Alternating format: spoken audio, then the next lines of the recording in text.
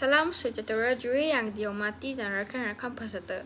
Saya Chang Singgi, seorang murid tahun 3 di SMK Taman Kosas. Saya berdiri di hadapan anda untuk bercakap mengenai tema harga sawi Malaysia.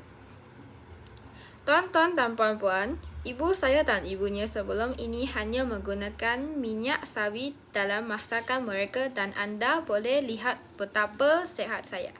Saya dan keluarga tinggal di bandar sekarang, tapi ibu saya berasal dari ladang pokok kelapa sawi. Saya sering melawat ahli keluarga saya yang ditinggal ladang kelapa sawi. Saya seronok bermain sorok-sorok dengan kawan-kawan di ladang kerana kami boleh bersembunyi di sebalik pokok kelapa sawi yang besar.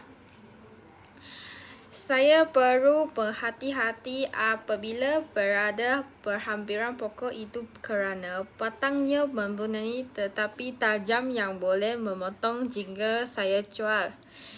Tuan-tuan dan puan-puan, kelapa sawi pertama kali dibawa ke Malaysia pada tahun 1917 dari Afrika. Ladang berkala komersial pertama di Malaysia telah ditubuhkan di Tanah Merah Esteta di Selangor. Malaysia ialah mengetua kedua terbesar minyak sawi dan pengekspor utama. Kelapa sawi ditanam di 43 negara di seluruh dunia dan digunakan di lebih 100 negara. Banyak makanan yang kita makan dibuat dengan minyak sawi.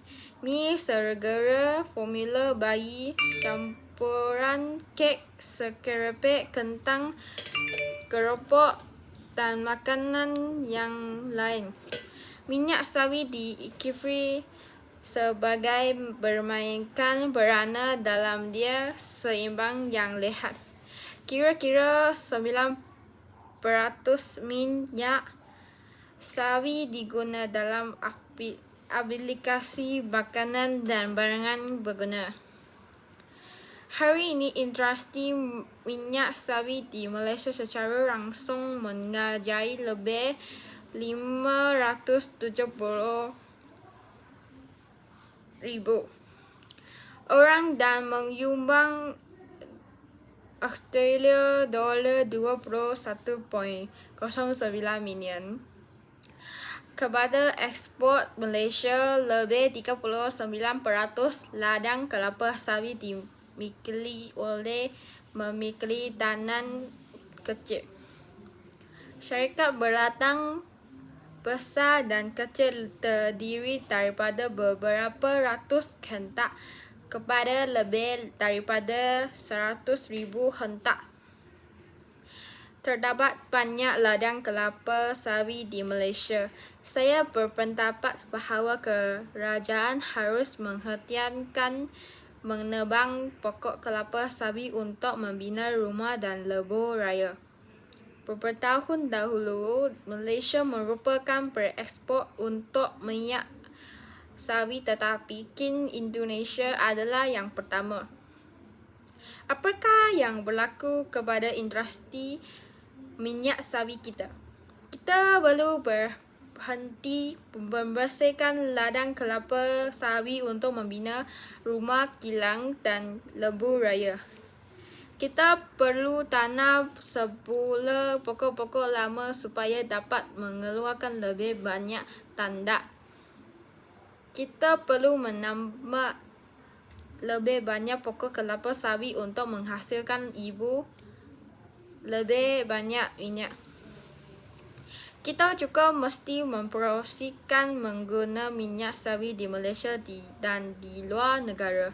Kita boleh mengadakan ekspor pertanian untuk memproduksi minyak sawi kita di dalam dan di luar negara.